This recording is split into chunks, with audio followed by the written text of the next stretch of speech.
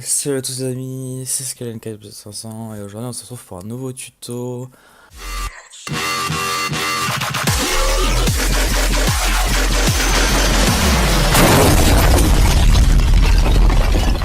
Alors aujourd'hui on va vous apprendre à télécharger un émulateur de DS pour jouer à la DS sur l'ordinateur et s'amuser.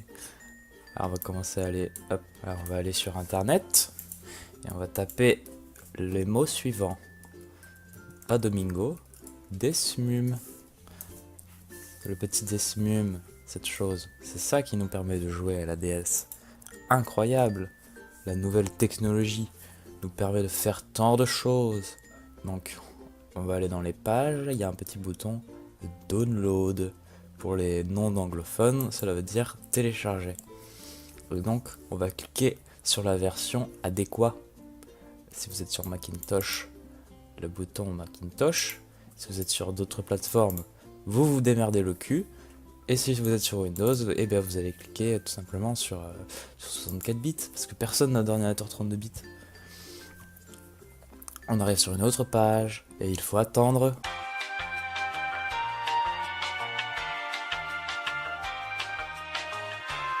Et voilà, on peut télécharger. Alors, on va aller télécharger ça dans pétanque.exe, et on fait enregistrer. Et là, on a une petite archive là. Ça télécharge très vite parce que j'ai une très bonne connexion internet. Je suis plutôt satisfait. On va aller faire un clic droit, afficher dans le dossier. Voilà. Donc parmi mes trucs de pétanque, j'ai mon petit Desmum. Je vais me créer un nouveau dossier, ce sera moins confus. Je n'aurai pas toute ma pétanque à côté qui sera là pour me déconcentrer. Hein. Je vais marquer émulateur DS. Voilà, tout simplement. Hop, je glisse, je décolle, je décolle. Alors, il faut au préalable le logiciel. Il vous faudra donc au préalable le logiciel WinRAR ou WinZip ou toutes sortes de choses qui vous permettent de désarchiver des trucs. Donc, moi je vais faire clic droit et faire extract here. Et la magie opère, nous pouvons supprimer l'archive. Ah. Hop, voilà, comme ça. Et tout de suite, nous avons petite application que nous allons lancer tout simplement. Et voilà, ceci est notre DS. Et donc voilà, c'est plutôt sympa. Bon, et là, il n'y a pas de... On n'a pas téléchargé de jeu, du coup, c'est plutôt inutile. Je vais quand même montrer un truc vite fait. Si vous allez dans config, donc déjà il y a beaucoup de choses à configurer. Nous allons aller dans émulation setting. Ce petit truc, vous pouvez le désactiver. Si un jeu ne marche pas, vous le réactivez, mais non, généralement vous n'avez pas besoin et ça améliore grandement les FPS en jeu. Et je crois que c'est bon le reste. Tout va bien. Oui, vous pouvez activer cette chose là aussi. Et ça améliore aussi le truc, mais si les jeux marchent pas, c'est qu'il faut remettre ça de base. Et donc là, avec ces paramètres, normalement, ça tournera mieux. Donc ok, on retourne dans config, et cette fois on va aller dans Fahrenheit Settings. Et là, vous allez pouvoir choisir votre nom. Ah non, je n'ai pas la place pour mettre Jean-Pascal.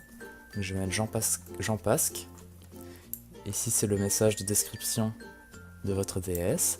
Ce n'est pas utile, donc je ne vais rien mettre. Et ensuite, votre couleur favorite.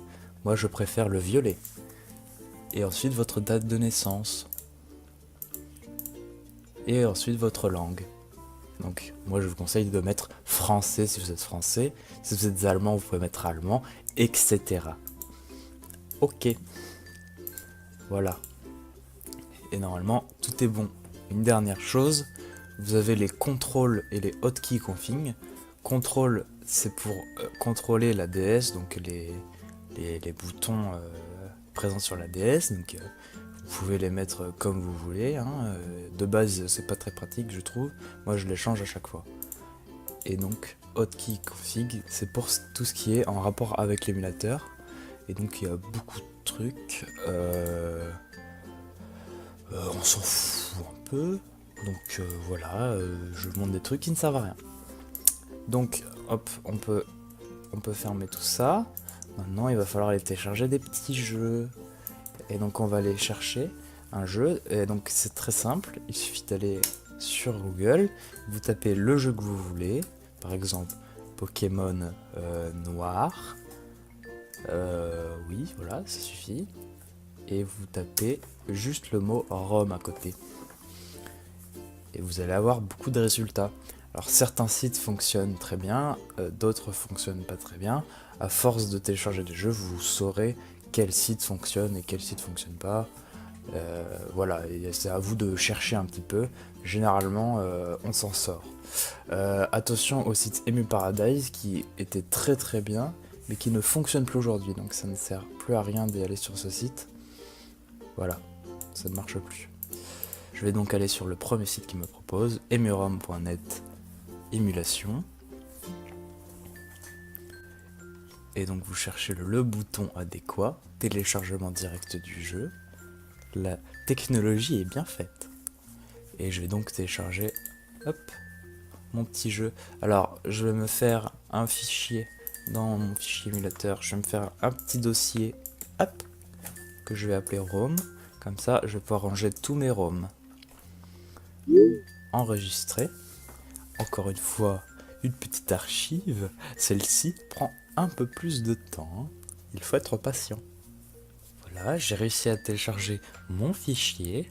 Je vais donc faire clic droit, afficher dans le dossier. Et donc, encore une fois, l'extraire. Tout simplement. Et je peux supprimer l'archive. Hop. Et voilà. Nous avons un jeu. Un beau jeu. Je vais pouvoir CTRL X, CTRL V. Hop, je n'ai pas besoin de ce dossier. Clic. Et donc voilà.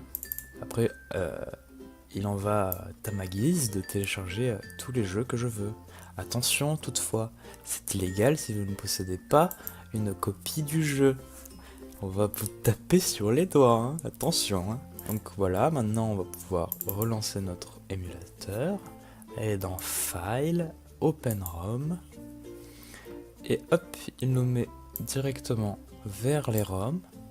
Et nous allons donc cliquer sur notre jeu qui va se lancer sans plus tarder.